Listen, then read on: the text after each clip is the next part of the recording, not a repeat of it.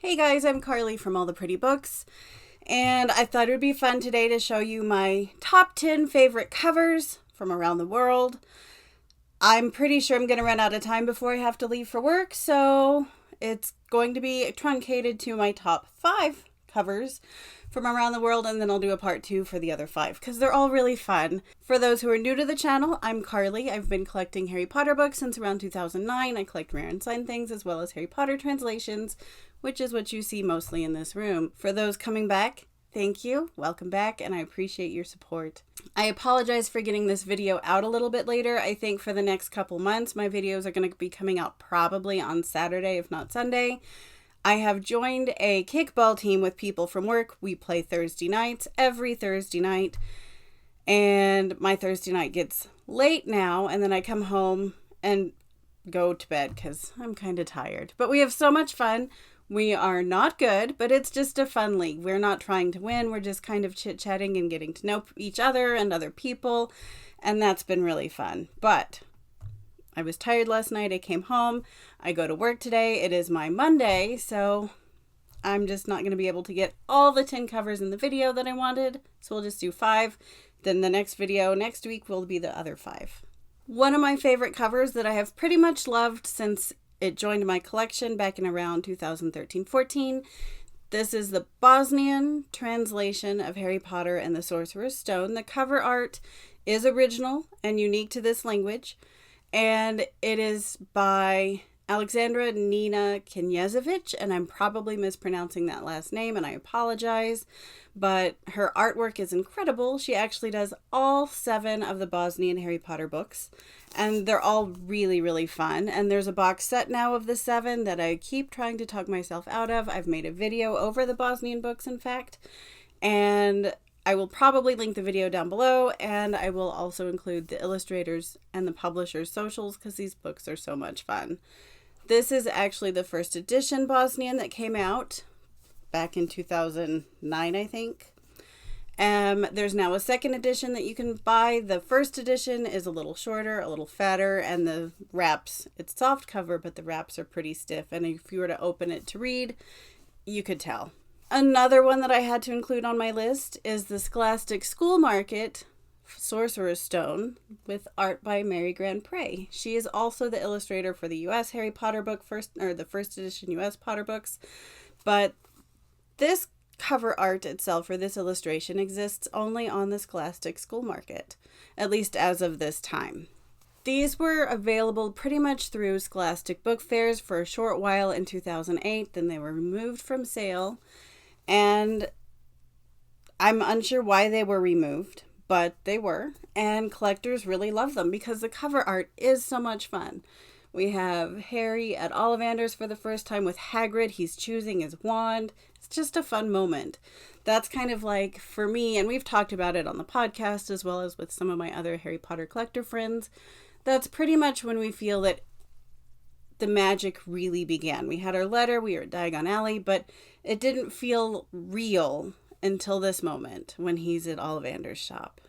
As far as value for the book, I've seen these selling around $300 now in absolute fine condition. You can find them cheaper, but I want to say this is my 3rd copy of this book that I've had. The first one I bought for like $5. It was lost in the mail. It never returned, which is sad. The second copy had been read, so I sold that and bought this one when it came available. And it is in, I would say, very good plus condition. There's some blemishes here and there, but it is unread. You can still find them for less than the $300 that I mentioned. You just may have to look a little bit harder, but they're around. This cover art is the Hungarian Sorcerer's Stone or Philosopher's Stone translation cover art. This was first released way back in 1999. And the unique cover art only lasts through book 1. And I don't know how many of these were made, but I do know they're not nearly as easy to find in the marketplace as they used to be. And even back when I got mine in maybe 2015, it was still fairly hard to find. I actually had to have someone in Hungary help me find it, and he did, and I paid around $100 for it. Now I think they're selling upwards of $4.55, but I could be wrong there. I haven't paid that much attention. I can't remember.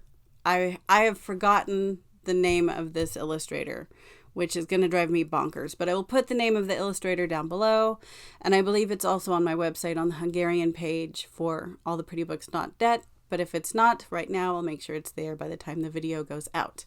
What's also really fun is not only does it look like Indiana Jones, or it reminds me a little bit of Indiana Jones because of the colors, and I love the green anyway, but the colors and the owl, it looks like he's wearing kind of like a pea coat or something like that. I'm not sure, but you can see his wand and clearly Hedwig the owl, but it still looks like Indiana Jones in the wild waiting to go dig up something from the past. I don't know, but I'm not alone in thinking that, you guys. There's the back side. Also, I love the Harry Potter font. It's like yellow, orangey red. It's really fun. I would have loved a full 1 through 7 with this kind of cover art. So maybe they'll do that later on. I don't know. I would love that. You see a lot more publishers that started off maybe with book 1 with unique cover art, but then shifting very quickly to the Mary Grand Pré cover art. But you see now with 20th anniversary, 25th anniversary editions coming out that they are going to unique cover art. So maybe Hungary Animus is the publisher. Maybe they'll do that. I would love that. I also love the title page because you get the same bubbly font. It's just not filled in. And my list of favorite covers would not be complete without, of course, the Asturian translation. This is the Asturian translation of Philosopher's Stone. It is the only Asturian book that was published, so there's not a 2 through 7.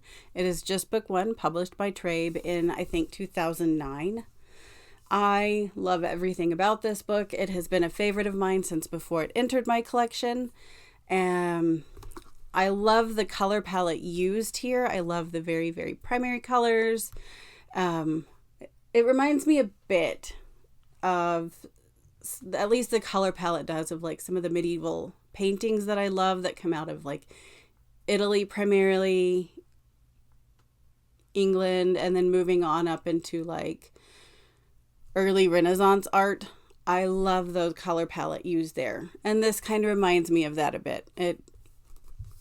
Maybe it's the dark blue and the red and the dark green. I'm unsure, but I really like it. It is a take on the Spanish cover art, but it's a lot more whimsical to me. I really don't care much for the Spanish first edition cover art, but I love this. And there's the back side. We have Fluffy on the back, but it's just kind of the silhouette of Fluffy. Yeah, I love this. And I love the red spine. I always know where it is on my bookshelf because of the red spine. So this is Vietnamese, and it's kind of cheating, and I've not really talked much about them, and because of how much work it will be to photograph them and get them up on my website, they're not there yet either. But they're super cool, and I could not have a list of top 10 favorite covers. Of course, this video is just top 5. We'll do the other 5 next time without these guys, because it's different, it's fun, it's unique, and it's unique to Vietnam. So when the Harry Potter books were first released into Vietnamese, they were released into serials. So like book 1 is 7 volumes of these individual serial books. And they look like little comic books, kind of like the Archie comics, if you're familiar with those. So sometimes you'll hear collectors call them the comic book editions, the serial editions, and they're referring to these. Books 1 through 5 were done in this way. There were 61 volumes to get through all of them. And that's just 1 through 5. After that, they ceased. But I have, of course, all 61. But they're really fun. They're really fun.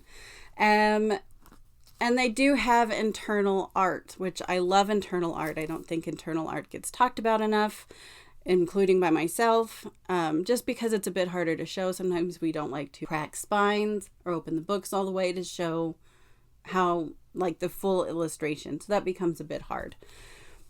But I love these books, and they had to be included. So I'll show you all 7 covers. I'm not going to show you yet the internal art because I don't know how to do that well here. But I'll figure it out because they do need to be discussed. They are very fragile just because of the quality of the materials used when the books were, or when the serial books were released. So this is volume 1. We know because it says 1 right here.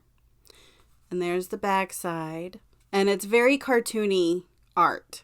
It's really fun though. And it's really, really thin. I want to say it's like 94 pages. But they're really thin pages. They are oxidizing and they are very fragile, so I have to be very careful handling these. And book 2, book 1 look fairly similar. It's just the color up here in the corner has changed from black to red. Volume 2, here's 3.